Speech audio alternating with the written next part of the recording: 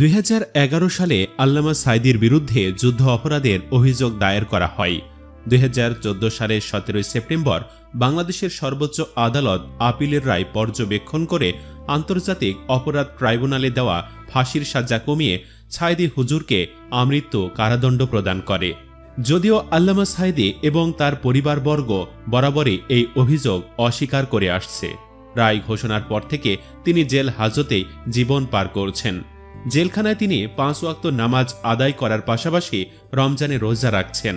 তবে সেখানে তিনি যে ইফতার পান তার বিস্তারিত জানলে যে কোনো সাঈদী সমর্থকের চোখেই পানি চলে আসবে। চলুন ছোট্ট এই ভিডিওটিতে বিস্তারিত জেনে নেই কারাগারে কেমন কাটছে আল্লামা সাঈদীর রমজান। এর আগে আল্লামা দেলোয়ার হোসেন সাঈদীর ছেলে মাসুদ বিন সাঈদী জানিয়েছিলেন, রমজানে ইফতার উপলক্ষে কারাগার থেকে 23 টাকার ইফতার দেওয়া হয় মানবতা বিরোধী অপরাধের দায়ে আমৃত্যু কারাদণ্ডপ্রাপ্ত জামায়াত নেতা দেলোয়ার হোসেন সাঈদীকে। সে সময় মাসুদ বিন সাঈদী বলেন, 23 টাকা দিয়ে কি ইফতারি হয়? 23 টাকার ইফতারির খবর কিভাবে জানলেন? এমন প্রশ্নের জবাবে তিনি বলেন, গত 3 দিন আগে আব্বার সঙ্গে দেখা করতে গিয়েছিলাম আমরা 3 ভাই। কারা কর্তৃপক্ষের কাছ থেকে আমরা শুনেছি আব্বাকে 23 টাকার ইফতারি দেওয়া হবে। তারা 3 ভাই হলেন মাসুদ বিন সাঈদী, শামীম সাঈদী এবং নাসিম সাঈদী। তাদের সবার বড় ভাই রাফিক বিন সাঈদী মারা গেছেন কয়েক বছর আগেই। এর মধ্যে মাসুদ সাঈদী ছিলেন পিরোজপুর জেলার জিয়ানগর উপজেলা চেয়ারম্যান। মাসুদ সাঈদী আরও বলেন, আব্বাকে কাশিমপুর কারাগারে রাখা হয়েছে। 16 মে দুপুর 12টায় সাঈদীর সঙ্গে দেখা করেছেন তার 3 ছেলে। কারাগারে কেমন আছেন আপনার বাবা? এমন প্রশ্নের জবাবে তিনি বলেন, আব্বার বয়স 80 বছরেরও বেশি। তিনি 40 বছর যাবৎ ডায়াবেটিক রোগে ভুগছেন। তার হার্টে 5টি রিং পরানো আছে। তারপরেও বলবো আলহামদুলিল্লাহ। 2012 সালে আব্বাকে চিকিৎসার জন্য হাসপাতালে ভর্তি করানো হয়েছিল। এরপর তাকে চিকিৎসার জন্য আর কোথাও অ্যাডমিট করানো হয়নি। আব্বার চিকিৎসার জন্য আমরা স্বরাষ্ট্র মন্ত্রণালয় সহ অনেক জায়গায় আবেদন করেছি। আবেদনে কাজ হয়নি। সর্বশেষ 3 মে আব্বাকে চিকিৎসার জন্য বঙ্গবন্ধু শেখ মুজিব মেডিকেল বিশ্ববিদ্যালয়ে আনা হয়েছিল। আব্বাকে পিজির ডাক্তাররা দেখার পর হাসপাতালে ভর্তির পরামর্শ দিয়েছিলেন, কিন্তু কারা কর্তৃপক্ষ হাসপাতালে ভর্তি না করিয়ে কারাগারে নিয়ে গেছেন। আব্বার হাঁটুতে কোমরে ব্যথা পান অনেক আগে থেকেই।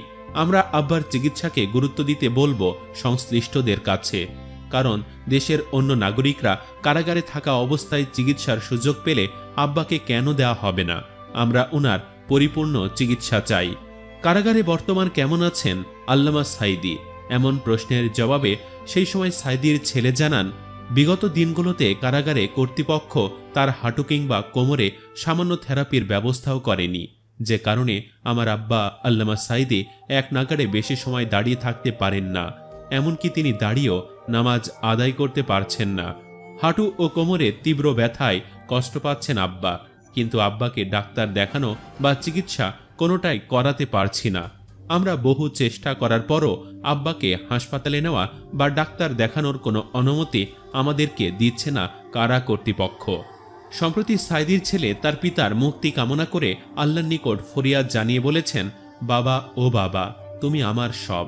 আজ যখন বাবার কাছাকাছি থেকে বাবার খেদমত করব, তখন বাবা জালিমের কারাগারে এই বৃদ্ধ বয়সে একাকিত্বের জীবন যাপন করছেন। এই পবিত্র রমাদান মাসে রোজা রেখে ইফতারি সামনে নিয়ে আহকামুল হাকিমিন আল্লাহর দরবারে ফরিয়াদ করছি, ও মাবুদ, আমাদেরকে অন্যায়ভাবে যারা পিতৃস্নেহ থেকে বঞ্চিত করেছে, তুমি তাদেরকে তোমার মায়া দয়া থেকে বঞ্চিত করো। সুপ্রিয় দর্শক, সাঈদী সমর্থকরা মনে করেন তাদের নেতা কোরআনের পাখি আল্লামা দেলোয়ার হোসেন সাঈদী কখনোই মানবতা বিরোধী কাজে লিপ্ত ছিলেন না। তাই তারা সাঈদী সাহেবের সসম্মানে মুক্তি চেয়েছেন। আপনিও কি তাদের সাথে একমত? আপনি কি সাঈদী হুজুরের মুক্তি চান? কমেন্ট বক্সে ইয়েস অথবা নো লিখে জানিয়ে দিন আপনার মতামত। ভিডিওটি ভালো লেগে থাকলে অবশ্যই একটি লাইক দিন এবং বেশি বেশি শেয়ার করুন। চ্যানেলটি এখনও সাবস্ক্রাইব করে না থাকলে অবশ্যই সাবস্ক্রাইব করুন। ধন্যবাদ।